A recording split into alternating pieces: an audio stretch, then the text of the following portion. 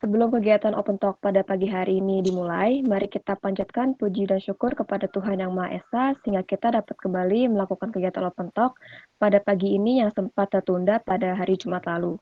Sebelum masuki inti acara, dimohon untuk teman-teman mahasiswa untuk dapat melakukan presensi di Google Form yang akan dikirimkan melalui kolom chat.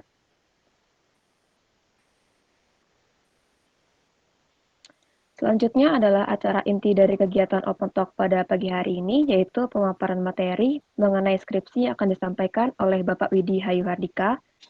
Untuk Bapak Widi, waktu dan tempatnya kami persilakan.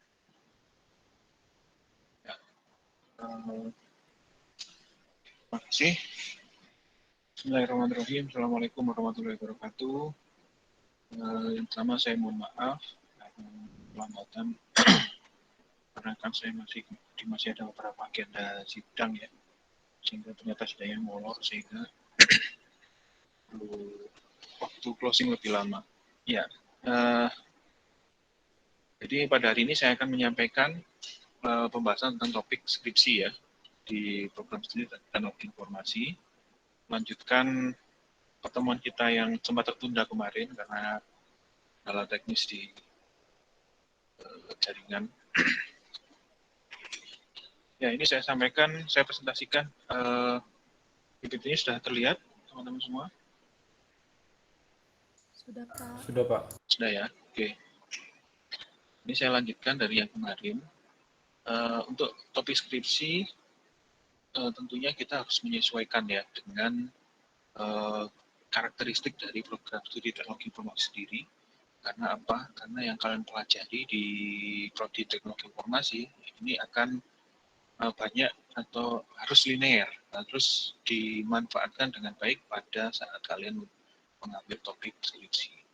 Makanya kemarin saya jelaskan dulu bagaimana roadmap penelitian teknologi informasi, kemudian di sana di dalamnya ada visi misi program studi teknologi informasi yang harapan saya nanti bisa diimplementasikan secara mendasar pada penelitian-penelitian yang ada di program studi teknologi informasi, baik itu mahasiswa maupun dosen. Kemarin sudah saya singgung terkait visi misi dari Prodi TI bahwa teknologi informasi itu gambaran secara umumnya dan fokusnya adalah terkait bagaimana membangun integrasi teknologi informasi, yaitu hardware, software, jaringan, dan data, gitu ya, menjadi sebuah solusi yang bermanfaat atau memiliki nilai guna, ya, memiliki nilai guna terhadap sebuah organisasi. Jadi bukan hanya inovasi teknologi, tapi tentunya harus bisa bermanfaat, harus bisa berguna untuk teknologi informasi. Jadi singkat kata, teknologi informasi yang tepat guna untuk organisasi. Ya, ideal di sini ada kata-kata tepat guna atau ada keywordnya adalah tepat guna di sini. Ya, tepat guna ini dalam artian ya kalian harus bisa memahami masalah yang ada yang dihadapi organisasi, kemudian kalian berikan solusi, yaitu mengintegrasikan teknologi informasi yang ada, ya, baik itu software, hardware, jaringan, dan data menjadi sebuah solusi, ya. Jadi menjadi sebuah solusi. Apakah boleh memanfaatkan teknologi yang sudah ada? Boleh, tidak ada masalah. Yang penting kalian bisa menghasilkan solusi yang tepat guna, gitu ya. Dan solusi itu adalah integrasi dari teknologi-teknologi yang ada. Tidak hanya sebuah software, tidak hanya sebuah jaringan, tidak hanya sebuah hardware, tapi mengintegrasikan, gitu ya. Gambaran secara implementatifnya, gitu ya. Contoh adalah pada misalkan ini pada sebuah pertanian, bidang pertanian, ada pertanian atau peternakan, gitu ya. Ada sebuah pertanian yang memiliki proses bisnis yang sudah terlaksana begitu ya. Jadi kan dalam artian misalkan peternak sapi begitu ya. Peternak sapi sudah punya best practice-nya dalam berternak sapi itu bagaimana. Tidak perlu dibantu dengan teknologi informasi pun mereka sudah bisa berjalan karena sudah punya insting, sudah punya sudah punya pakem begitu kan. Nah, tapi mungkin kelemahannya apa? Kelemahannya misalkan tidak scalable. gitu ya. Pada saat mau dikembangkan menjadi peternakan yang besar, ini tidak bisa karena hanya bergantung pada seseorang, gitu ya. Nah, di sini peran teknologi informasi menjembatani hal itu. Misal, contoh yang sederhana adalah, oh ini perlu ini pemantauan kondisi lingkungan atau pemantauan kondisi kualitas air di dalam peternakannya.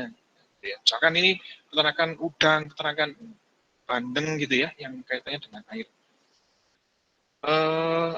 Air ini kan sangat berpengaruh gitu ya. Nah, di sini makanya perlu ada solusi yang terintegrasi antara hardware, IoT, misalkan gitu ya, hardware sensor yang ada di, yang misalkan untuk memantau kualitas air, gitu ya, secara digital, kemudian jaringan, gitu ya, bagaimana mendistribusikan jaringan dari agar bisa terkoneksi dari kolam tambak ke server, nah, itu jaringan harus bisa berperan, gitu ya. Kemudian bagaimana sistem informasinya di server yang akhirnya nanti bisa digunakan untuk mengelola dari jarak jauh. Artinya mungkin tidak terlalu canggih, mungkin ya. Misal IoT-nya itu hanya menangkap data, kemudian dipooling di server, kemudian di server peternak itu bisa melihat parameter-parameter lingkungannya. Dari situ bisa dilakukan analisis lebih lanjut yang mungkin analisisnya tidak dilakukan di sistem, nggak apa-apa gitu ya. Tapi di sini sudah ada teknologi informasi yang memberikan solusi terhadap sebuah masalah. Gitu ya. Jadi tidak perlu canggih, tapi integrasi dari teknologi ini bisa memberikan solusi terhadap organisasi. Nah, itu harus serangkai gitu ya di dalam TI. Ya, kalau hanya berbicara proses bisnis di aplikasi proses bisnis di organisasi, teman-teman SI yang berperan, gitu kan? Kalau berbicara tentang teknologi atau inovasi IoT-nya, sensor dan lain sebagainya, teman-teman TIF yang berperan.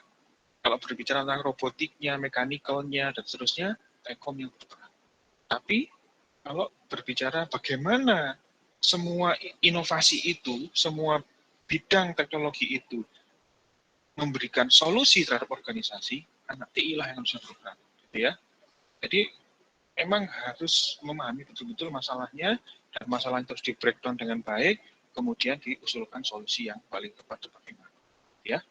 Jadi tidak hanya membuat web, tidak hanya membuat IoT saja, atau tidak hanya membuat konfigurasi jaringan saja, apalagi hanya audit saja, itu ranahnya dari teman-teman TI. Hanya merancang UI, UX, itu ranahnya teman-teman TI, SI, itu ya dari teman-teman SI. Tapi bagaimana semua itu, semua inovasi-inovasi itu menjadi sebuah paket yang nantinya bisa memberikan solusi untuk organisasi, itulah ranahnya teman-teman TI, gitu ya. Maka di sini ada topik-topik pelajaran utama di PTI, yaitu kebaruan teknologi informasi, rekayasa integrasi informasi, manajemen proyeknya, karena informasinya, integrasi teknologi dalam bisnis, integrasi teknologi dalam pemerintahan. Kalian bisa mengambil percabangan dari salah satu ini banyak sekali yang bisa maksudnya masih bisa di breakdown lagi begitu ya. Contohnya terkait dengan kebaruan teknologi informasi. Di sini ada services, teknologi microservice itu bagaimana, teknologi berbasis cloud, dan seterusnya. Tapi memang kalian boleh ya membahas cloud-nya saja, membahas microservice-nya saja, tapi harus dalam konteks teknologi tepat guna. Konteksnya adalah teknologi tepat guna, bukan hanya sebuah tutorial untuk menginstal cloud AWS, bukan hanya itu, gitu ya. Atau mengelola data menggunakan Amazon SageMaker, gitu ya. Bukan hanya itu, tapi bagaimana pengelolaan data dengan menggunakan Amazon SageMaker itu diimplementasikan di organisasi untuk apa, gitu ya. Kalian harus bisa menginference itu dulu, gitu ya. Menarik ke belakang dulu, apa sih manfaatnya atau apa sih kebutuhannya sehingga kok diperlukan hal ini, gitu ya. Nah, itu di apa namanya kebaruan. Kemudian ada juga di rekayasa integrasi sistem informasi. Ini bagaimana merancang integrasi sistem teknologi informasi. Jadi integrasinya boleh perancangan, tapi ya harus melibatkan banyak teknologi, gitu ya. Dan juga harus apa namanya bermanfaat atau memiliki daya guna terhadap organisasi, gitu ya. Harus ada latar belakang yang kuat intinya. Urgensinya harus jelas dulu, gitu ya. Kemudian framework integrasi. Kemudian kanal informasi ini juga menjadi ranah bisnis kita, ranah penelitian kita, kanal informasi, karena ini adalah turunan dari integrasi teknologi informasi. Karena ada integrasi, keamanan menjadi rentan, ya, keamanan menjadi rentan. Nah, itulah di situ peran TI juga di situ. Kemudian integrasi teknologi informasi dalam bisnis, bagaimana mengevaluasi integrasi, boleh audit tapi ya integrasinya, gitu kan? Ada unsur teknologi yang saling integrasi di dalamnya. Kemudian TI dan business management instrumen. Nanti ada framework yang bisa digunakan itu boleh. Tapi kan kalian tidak banyak mendapatkan ilmunya, paling hanya TOGAF, gitu ya. Ya, di EGOV itu kan ada TOGAF, kemudian COVID mungkin di kalau dulu ada di audit, tapi sekarang nggak ada ya, jadi ada di EGOV saja. Kemudian evaluasi, teori evaluasi ada di ESG, ya. Ada EA, infrastruktur masih ada ya. Kemudian ada framework ERP. Nah, kemudian ada lebih spesifiknya, ada di integrasi di pemerintahan, EGAF, ini banyak ya, di EGAF itu banyak sekali yang bisa dibahas. Baik itu di pemerintahan sebenarnya ya, baik itu di pemerintahan maupun di tata kelola bisnis secara private sector gitu ya, di industri, di perusahaan itu boleh juga. Nah, kemudian ada manajemen proyek integrasi teknologi informasi. Ini juga menjadi concern karena akan berbeda manajemen proyek pengembangan perangkat lunak dengan manajemen proyek integrasi teknologi informasi karena unsur yang dikelola lebih luas. Oke ya, itu untuk roadmap. Kemudian berikutnya adalah profil. Nah, ini diharapkan kalian bisa nanti setelah lulus itu biar diharapkan bisa menjadi yang pertama prakarya integrasi sistem, kemudian yang kedua pengelola infrastruktur dan keamanan teknologi informasi, kemudian yang ketiga pengembangan aplikasi basis layanan, service-based apps ya. Nah, sekarang kan ke depan arahnya memang pengembangan aplikasi itu ya service-based apps gitu ya. Semua berbasiskan service. Karena apa? Perangkat yang digunakan juga semakin bervariasi. Ada web, ada mobile, ada desktop. Contoh sederhana satu e-commerce saja. E-commerce itu kalau kalian mengenal Tokopedia, Bukalapak, itu tidak hanya berbicara tentang mobile apps sebenarnya. Di belakangnya itu banyak sekali yang harus di-provide juga. Contohnya API, ya API untuk berbicara antara mobile apps dengan server. Kemudian ada website atau aplikasi untuk seller, untuk penjualnya, baik itu mobile apps maupun web apps. Kemudian ada aplikasi untuk back office, ya, untuk back office-nya sendiri dari Tokopedia sendiri misal. Ada juga mungkin dari sponsor dan lain-lain. Nah, macam-macam kebutuhan aplikasi itu diintegrasikan dengan sebuah service oriented arsitektur, gitu ya. Kalau tidak menggunakan service oriented arsitektur, maka akan kesulitan kita, gitu ya, dalam mengintegrasikan seluruh teknologi ini. Nah, ini satu e-commerce saja itu sebenarnya tidak simple, tidak sederhana, gitu ya. Jangan dikira e-commerce, install WooCommerce selesai, bukan hal itu yang dimaksud. Tapi kalau kalian ingin mengembangkan sebuah startup e-commerce yang benar-benar matang, gitu ya, baik dari sisi teknologi dan juga dari sisi proses bisnis. Nah, itu di studi kasus real ada terjadi, gitu ya. Teman-teman kalian mungkin sudah ada yang PKL, kalian juga mungkin sekarang sedang PKL, coba dilihat di industri, kebutuhannya bagaimana hari ini. Apakah hanya mampu membuat software atau membuat web apps sudah cukup? Apakah justru orang-orang atau lulusan-lulusan yang mampu beradaptasi dengan cepat dengan perkembangan teknologi yang dibutuhkan? Nah, itu ya. Jadi jangan terpaku pada satu keahlian saja. Saya hanya bisanya ngoding di web, saya bisa ngoding di mobile apps, tapi tidak mau belajar yang lain. Nah, ini juga salah. Karena semua hari ini bisa dipelajari dengan mudah. Gitu ya. Bisa belajar dengan banyak platform yang digunakan untuk belajar, dan banyak platform juga yang bisa digunakan untuk mengembangkan potensi kalian. Gitu ya. Itu silakan dimanfaatkan dengan baik. Yang keempat, pengelola data dan informasi. Nah, ini juga menjadi tren ke depan. Pengelolaan data ini menjadi tren karena data manajemen juga semakin baik dibutuhkan, baik dari bisnis maupun pemerintahan. Ini sangat ya trennya semakin baik gitu ya. Anda harus bisa belajar bagaimana mengelola data, mengelola database, DBMS, data warehouse, kemudian basis data berbasis cloud dan seterusnya. Ini harus jadi dipelajari juga. Nah, ini kalian juga boleh mengambil topik-topik penelitian yang kaitannya dengan data warehouse tentunya gitu ya, big data, kemudian data mining, kemudian basis data distribusi. Ini juga kalian boleh mengambil topik-topik di sini, gitu ya. Nah, ini profil lulusan yang kalian nanti bisa ambil. Jadi ini sebenarnya kan kalau profil lulusan ini bahasa kerennya adalah career path, gitu ya, career path. Dan di sini adalah mata kuliah course yang harus kalian ambil, yang harus kalian kuasai untuk menjadi salah satu ini profil lulusan atau career path-nya ini, meraih career path ini, gitu ya. Nah, ini insya Allah nanti semua akan bermanfaat untuk dunia kerja, tapi kalian harus fokus pada satu path saja gitu ya. Atau mungkin kalian boleh juga lebih dari satu path, tapi silakan diseriusin gitu ya, jangan setengah-setengah. Ya, jangan setengah-setengah, semua harus diserius gitu ya, harus diseriusin semua. Oke. Nah, sekarang kecukupan di bidang TI, kita masih menyediakan dua metode, yaitu implementatif dan non-implementatif, di mana kalau implementatif ini ada pengembangan, rancangan, konstruksi, dan pengembangan lanjut, sedangkan non-implementatif kita sediakan hanya satu saja, non-implementatif analitik.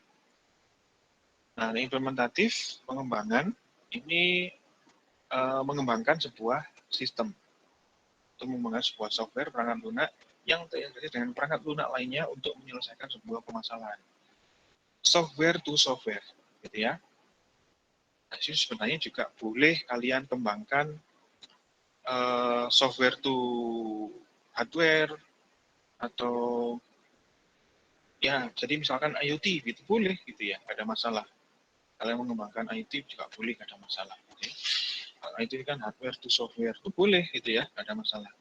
Nah, keunikannya adalah menerapkan metode integrasi pada multi platform, jadi lebih dari satu platform, ya, seperti itu. Nah, kemudian perancangan, ini boleh kalian perancangan tapi harus menggunakan SOA atau Service Oriented Architecture.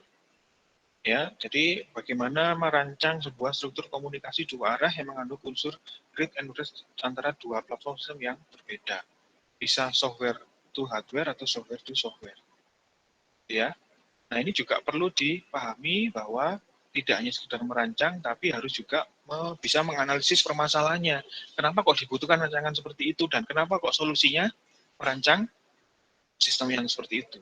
Itu harus bisa dijawab dengan baik. Kemudian konstruksi. Kalau konstruksi, ini memanfaatkan API, memanfaatkan service oriented architecture sudah ada. AWS, Google, dan lain-lain. Gitu ya. Salah satunya adalah payment gateway. Makanya di sini di jurusan SI ada mata kuliah Digital Financial Platform, itu boleh kalian gunakan untuk mengambil mata kuliah mengambil penelitian terkait fintech. Tapi kembali lagi, kalian harus paham dulu masalahnya. Jangan tiba-tiba membuat toko dengan memanfaatkan payment gateway. Itu menurut saya masih kurang gitu ya. Kenapa? Karena kadang-kadang kalau kalian ditanya, kenapa kok mengusulkan solusi ini? Jawabannya hanyalah untuk digitalisasi, memudahkan, dan seterusnya. Tapi tidak bisa menganalisis secara mendalam apa sih dampaknya fintech itu untuk target. Itu tidak bisa menjelaskan. Ya, tidak bisa menjelaskan, cari gampangnya. Ya, nah ini yang harus digarisbawahi, nggak boleh cari gampangnya. Kenapa? Karena esensinya bukan itu di skripsi. Esensinya di penelitian TI, kalau kita tarik ke visi misi tadi, kalian diharapkan bisa memberikan solusi atas sebuah permasalahan yang kompleks, gitu ya. Solusinya sederhana boleh, tapi masalahnya harus kompleks, gitu ya. Diselesaikan dengan solusi yang sederhana. Nah, bagaimana kalian bisa mendapatkan masalah yang kompleks? Ya harus analisis permasalahan, kebutuhan yang lebih mendetail, seperti itu ya. Kemudian pengembangan lanjut. Nah, pengembangan lanjut ini transformasi yang berjalan pada sebuah organisasi. Misalkan Philcom Apps kalian kembangkan dengan menggunakan service oriented architecture, boleh mengembangkan, gitu ya. Ini pengembangan lanjut. Ini sudah ada sistemnya legacy, kamu tambahkan dengan sistem yang lebih baru atau advance, itu boleh. Nah, kemudian yang non-implementatif ini analisis model integrasi sistem informasi. Ini tidak boleh hanya menerapkan sebuah framework COVID gitu ya, tidak bisa. Kenapa? Karena tidak didasari dengan solusi integratifnya. Ya, jadi misalkan COVID boleh, tapi bagaimana? Kan di COVID itu ya gini, mungkin lebih cocok itu adalah sebenarnya TOGAF ya kalau di TI. Nah, di situ ada unsur aplikasi atau software, ada unsur hardware, ada unsur teknologi. Ya. Proses, software sama teknologi itu dibahas semua. Jadi yang lebih tepat sebenarnya TOGAF. Kalau audit ini lebih ke audit gitu ya. Nah, seperti itu. Kemudian, nah ini tawaran topik penelitian seperti ini contoh-contohnya kakak kelas kalian sudah pernah membuat, gitu ya. Ini contoh aplikasi SIG, kemudian menggunakan layanan Google, itu boleh gitu ya. Itu kan ada penggunaan API, boleh. Kemudian Amazon SageMaker ini juga boleh. Data warehouse, kemudian knowledge sentiment, itu boleh. QR code dan lokasi versi Android. Saya tidak meminta bahwa kalian harus membuat sistem yang sifatnya kompleks, sulit, gitu ya. Tapi kita tidak selesai. Tapi buatlah sistem atau solusi berdasarkan analisis permasalahan yang mendalam. Karena yang diharapkan adalah adanya teknologi tepat guna di sini, ya. Nanti kita lanjutkan diskusi. Ini tapi saya berikan contoh saja salah satu bagaimana menggali topik gitu ya, menggali topik di sebuah studi kasus. Ini alur penelitian itu sebenarnya pada dasarnya adalah studi kasus, hipotesis, kemudian analisis dan pengujian. Hipotesis ini adalah usulan solusi yang kalian usulkan.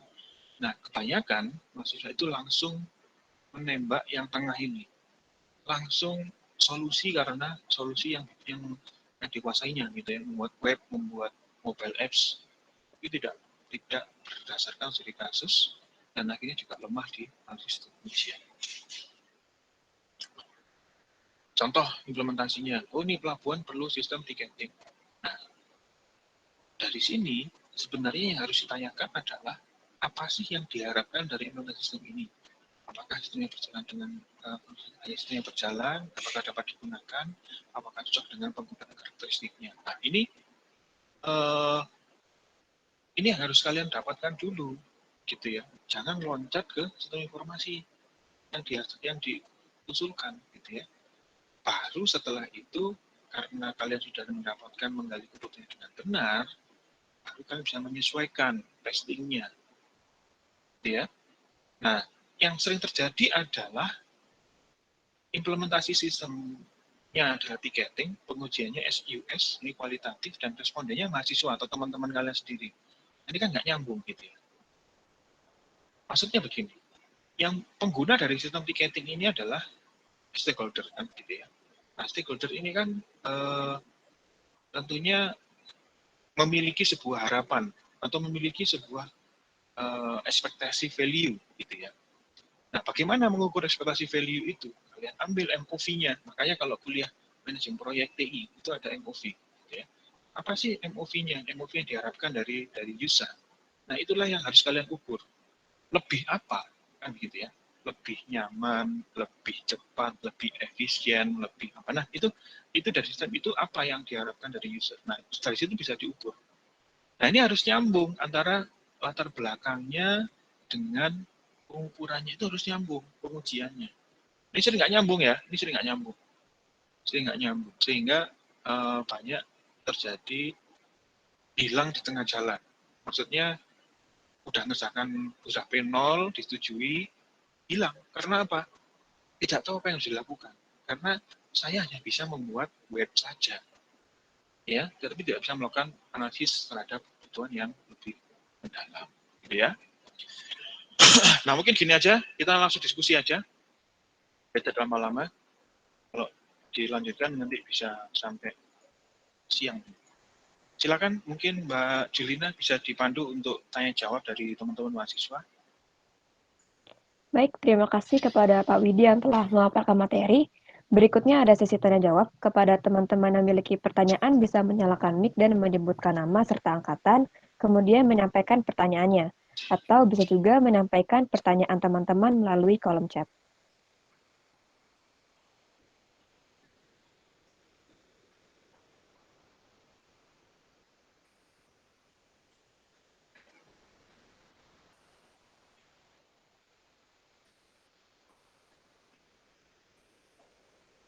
Nah, sambil menunggu ya, yang ingin bertanya. Kemarin juga ada yang bertanya kepada saya via PM, apakah boleh Pak di instruksi di Prodi TI itu merancang UI UX? Nah, merancang UI UX. Kalau sudah mendengar penjelasan terkait visi misi, kemudian terkait profil lulusan, nah, jawabannya adalah tidak boleh. Karena apa? Karena tidak ditemukan unsur integrasi teknologi di dalamnya, kan begitu ya. Kecuali kalian membahas tentang sebuah UX, gitu ya. UX pada sebuah integrasi sistem, gitu ya. Nah, itu lain lagi ceritanya kalau kalian mengusulkan seperti itu. Jadi kalian merancang sebuah UX pada pemanfaatan IoT untuk, atau bukan merancang ya, menganalisis UX pada implementasi IoT di peternakan ikan nila. Nah, itu kan ada IoT-nya, ada unsur teknologinya yang kalian analisis experience dari penggunanya. Seperti itu. Itu nanti kalau itu bisa dipertimbangkan, jadi mungkin boleh gitu. Karena ada unsur teknologi. Tapi kalau hanya merancang UI UX untuk sebuah sistem yang bahkan belum ada, kita nanti dulu gitu ya. Nanti dulu. Karena apa? Kita harus teliti dulu apa sih yang mau dirancang, apa sih yang terlibat sistemnya itu apa saja dan seterusnya. Gitu ya. Oke, silakan kalau ada pertanyaan boleh present ataukah langsung open mic boleh. Halo, tes. Halo Pak, Assalamualaikum. Perkenalkan nama saya Ransa dari Prodi Teknologi Informasi Angkatan 18 Pak. Ya. Jadi ada dua yang pengen saya tanyain Pak. Yang pertama itu terkait yang tadi Bapak contohnya Pak, yang terkait tiketing. Itu ini sih Pak, apakah kayak misalkan kita kalau nggak bisa misalkan contoh tiketing tadi, apa kita harus ini Pak ke perusahaan yang menerapkan tersebut Pak. Misalkan ke suatu pelabuhan untuk dapetin untuk nguji gitu loh apakah sistem yang kita implementasikan itu berhasil atau tidak. Kan tadi kan soalnya kalau kita nanyain kuesioner ke mahasiswa itu kan kurang tepat Pak. Ya. Nah itu yang pertama. Pertanyaan kedua ini Pak, kita kan kalau kita buka di Freecom Apps itu ada ini Pak, ada beberapa topik skripsi yang ditawarkan ya Pak ya oleh dosen Pak. Nah itu kita nanyanya langsung ke dosen yang nawarin atau gimana Pak ya? Ya. Dan juga di sini juga contohnya misalkan ini Pak, Pak Widi sendiri ya Pak ya. Pak Widi ini nawarin topik sistem tiketing pelabuhan. Nah di sini ada listnya Pak kayak web, mobile, digital payment, booking dan reservasi serta security. Nah ini apakah kita harus membuat semuanya atau gimana Pak ya? Atau beberapa doang? Ya. Nah, terima kasih Pak. Oke. Langsung saya jawab, Mbak Julita. Iya Pak, boleh langsung dijawab. Ya, jadi pertanyaan yang pertama terkait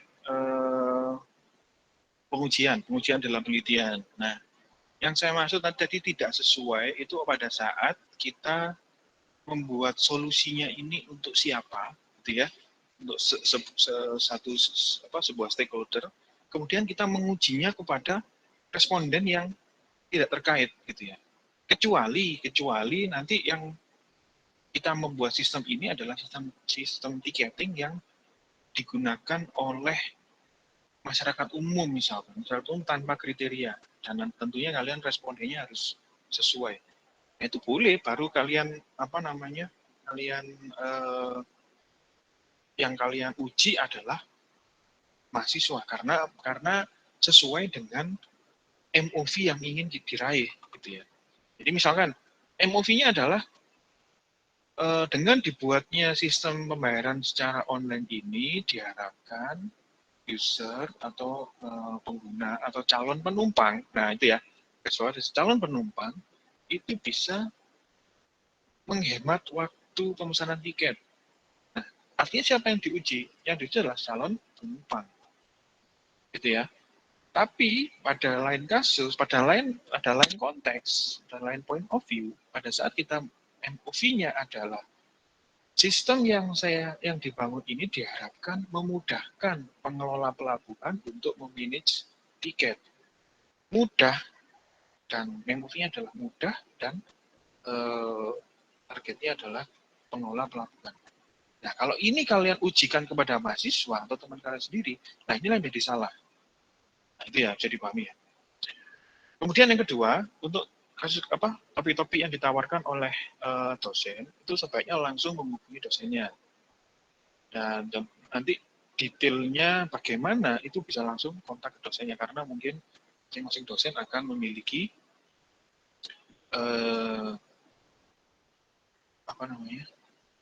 pemahaman yang berbeda-beda atau studi yang berbeda-beda. Dan juga perlu dikonfirmasi karena penawaran-penawaran itu juga sudah bisa jadi kadaluarsa atau sudah semester lalu atau bagaimana gitu ya. Itu silakan langsung ditanyakan ke dosen yang bersangkutan. Oke, gitu. Silakan ada yang lain mungkin? Baik Pak, terima kasih Pak. Ya.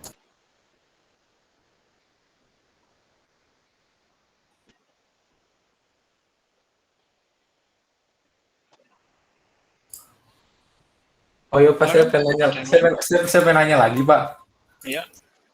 Ini Pak Widi bisa bantu tolong jelasin nggak Pak tentang alur skripsi Pak? Soal ini saya lihat di Film Apps jadwalnya kayak udah terlewat gitu Pak. Oh iya, oke. Kalau jadwal ini masih belum ditentukan untuk jadwal semester ganjil 2021. Nanti ditunggu aja. Nanti ada proses penjadwalan untuk proposal. Jadi proposal itu adalah proses di mana kalian menghubungi calon dosen ya, untuk mendapatkan verifikasi judul, boleh atau tidaknya, dan seterusnya. Setelah membuat proposal, diasisi oleh pembimbing, itu seperti bimbingan tersendiri ya, diasisi oleh pembimbing, kemudian kalian upload ke Filkom Apps, muncullah proses P0, gitu ya. Nah, P0 itu nanti proses progress report pertama, gitu ya. Jadi kalian menyelesaikan proses sampai bab 3. Setelah itu, setelah selesai, nanti diskusikan dengan dosen pembimbing, baru setelah itu kalian P1. Gitu ya. P1 juga nanti tergantung dari dosennya minta target apa di P1. Biasanya kalau saya, P1-nya adalah aplikasi sudah mulai dibuat dan sudah 60% sampai 80% dibuat gitu ya. Itu baru P1. Setelah itu baru P2. Kalau P2 itu sebenarnya sudah harus siap sembas. Gitu ya. Oke. Itu untuk jadwal, nanti ditunggu aja. Nanti ada namanya penjadwalan tersendiri di Filkom Apps. Sementara ini belum dijadwalkan. Oke. Ini saya langsung jawab di chat ya. Untuk mekanisme pengajuan perpanjangan skripsi, jadi perpanjangan skripsi itu dilakukan oleh dosen pembimbing masing-masing. Rekomendasinya bisa kembali ke P0 atau melanjutkan ke proses selanjutnya. Nah, pada masa pandemi ini, minimal kalian bisa memperpanjang surat tugas pelaksanaan. Itu adalah sudah P1. Itu boleh dipertimbangkan oleh dosen pembimbing. Ya. Tapi kalau normalnya itu harus minimal sudah P2 baru bisa dilanjutkan di semester berikutnya untuk penjadwalan Senpas. Ya, tapi di pandemi ini itu oleh WD1 diberi kebijakan boleh mengajukan perpanjangan walaupun masih P1 itu atas pertimbangan dosen. Ya. Jadi harusnya secara otomatis kalau kalian sudah akhir semester masih P1 itu dibatalkan. Jadi dibatalkan untuk diulang mulai dari P0 lagi. Dan juga maksimal perpanjangan itu adalah 2 semester atau 1 kali perpanjangan saja. Gitu ya. Jadi hanya 1 kali. Kalau sudah pernah perpanjangan, jika gagal lagi, maka harus ganti pembimbing atau ganti judul. Ya. Nah, itu nanti bisa diatur oleh dosen pembimbingnya atau bisa diatur juga oleh Kaprodi. Jadi diarahkan oleh Kaprodi. Misalkan atas pertimbangan dosen pembimbingnya tetap begitu ya, itu boleh bisa. Gitu ya. Tapi itu sebagai sebagai acuan saja supaya kalian tidak molor, intinya begitu. Untuk mengerjakan skripsinya. Oke, silakan. Ada yang lain?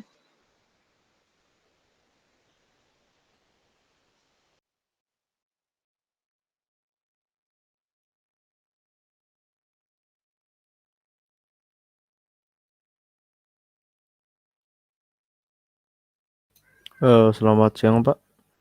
Saya Joy dari angkatan 2018. Ingin izin bertanya, ini untuk yang tadi dijelaskan tentang prosedur pengulangan, prosedur perpanjangan skripsi. Itu kan kalau misalnya tidak lewat P1 kita tidak bisa mengurus perpanjangan. Berarti kan kita harus mengganti dosen pembimbing atau topik skripsi. Apabila topiknya sama, tapi kita mencari dosen yang lain dan diterima, apakah itu bisa dilanjutkan, Pak? Terima kasih. Boleh, nggak ada masalah. Asal dosennya bersedia ya, tentunya pertimbangan dosen dosen pembimbingnya. Oke, baik. Terima kasih, Pak. Ya. Oke. Yang lain?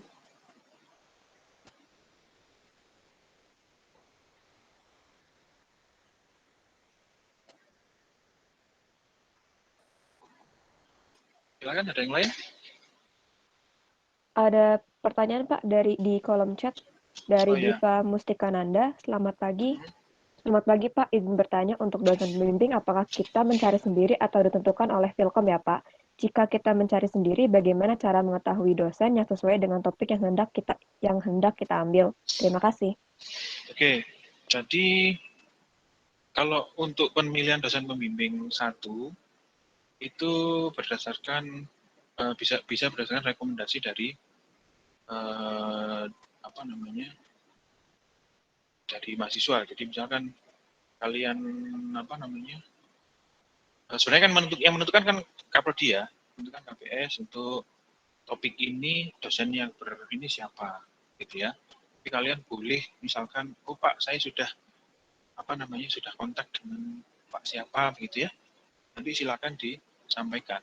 Ya, nanti akan saya plot ke dosen pembimbing 1-nya. Tapi kalau dosen pembimbing 2-nya akan saya ratakan ke seluruh dosen. Ya. Kalau untuk mengetahui kecocokannya dengan topiknya, ya silakan dilihat dari record atau track record mengajarnya. Beliau pernah mengajar apa, begitu ya, kemudian ditawarkan ke beliau. Pak, saya mau penelitian ini kira-kira sesuai tidak dengan keminatan beliau, gitu ya. Kalau beliau mau, apa bisa diajukan, gitu ya. Oke. Berikutnya, silakan. Iya Pak, selamat pagi Pak. Saya Junanda Ilham Priambodo dari TI 2018. Izin bertanya Pak, apakah mahasiswa wajib mengambil mata kuliah pilihan yang sesuai dengan topik skripsi Pak? Contohnya ketika mahasiswa mengambil topik dengan tema cloud, apakah wajib mengambil matkul TBC Pak? Terima kasih Pak. Ya, kalau wajib tidaknya sebenarnya itu hanya disarankan, gitu ya. Kalau kalian mau ngambil terserah enggak ya nggak apa-apa. Tapi disarankan kalian mengambil karena secara logika teori-teori tentang cloud itu ya didapatkan dari apa namanya mata kuliah pilihan yang sesuai. Ya, jadi disarankan untuk mengambil mata kuliah yang sesuai. Baik Pak, berarti kalau tidak mengambil tidak apa-apa kan ya Pak? Nggak apa-apa, nggak ada masalah. Baik, baik. Terima kasih Pak.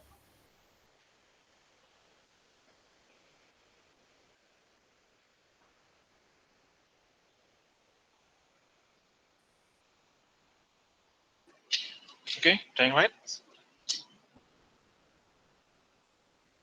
Saya sudah cukup ya, nanti bisa dilanjutkan pertanyaan-pertanyaan di Advokesma, nanti disampaikan ke saya bisa, gitu ya. Itu ya Mbak Julina, Mbak Aisyah.